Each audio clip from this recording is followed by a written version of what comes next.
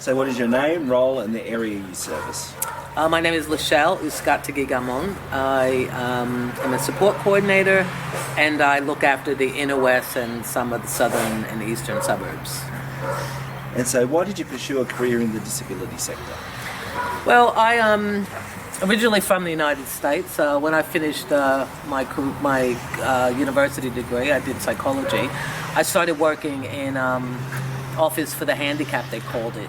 It was part of the state-funded government program. And I came straight out and started doing employment for people with disabilities, and 30 years later I'm still working in various roles, but all towards disabilities, yeah. And so, how long have you worked as a support coordinator out of all of that time in your career? I'm going into my 4th year as a support coordinator. And what types of NDIS participants do you work with? I have people of all backgrounds, genders, ages, varying disability types, mental health, physical disability, intellectual disability. So explain what it's like to work at Auscare. Auscare is great. I like the autonomy of the role, as well as being part of a wider community, a larger community. There's always someone that you can ring and get information from. We share information, but I like the fact that we also work autonomously on our own, and we work from home. And what is the most rewarding part of your role? The most rewarding part of my role is just seeing happy faces. I mean, people come to us, and some of them have had bad experiences with support coordination and with accessing supports. Just to have a participant or a nominee come back to me and say that they're very happy with the current supports that they're getting, I think that's rewarding. And it's because I put my heart and soul into it. You know, I take a lot of time. I think Auscare gives the time to people as well. We don't work based on the hours that we're given. We do the job, and that's what I feel is really important. What's the most challenging part of your role? I guess the most challenging part is the changes within the NDIS.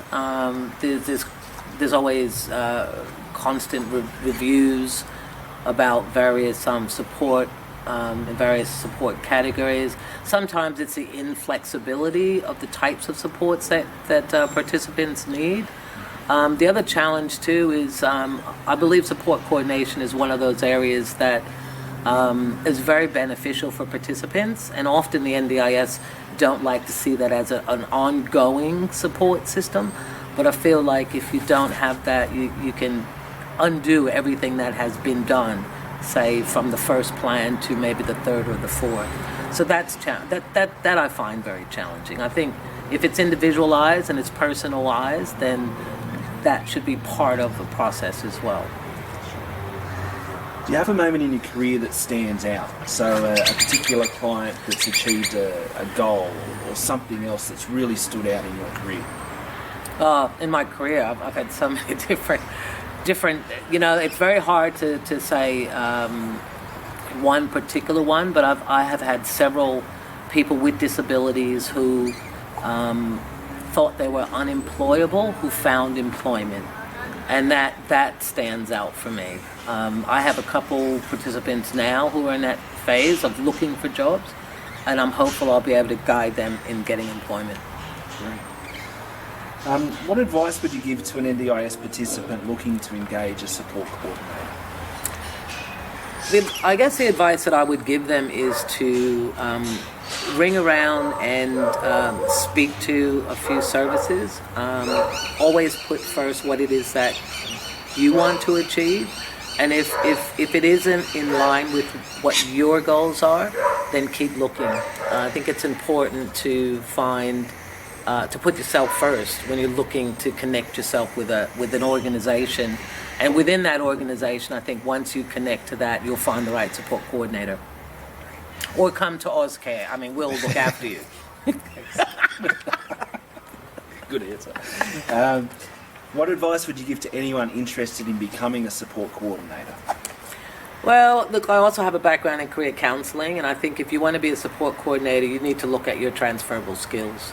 What skills do you have that you can directly link to a coordination role? Because the role is very much about helping individuals tap into different programs, lifestyles, communities, and if you can find your transferable skills, how you did that, either with your child, with your grandparents, then you could make a career as a support coordinator. But I think that's where you need to start. You could be an accountant and be a good support coordinator because you're good at budgeting. But you need to find out where your transferable skills are in order to be able to bring them over into this type of role.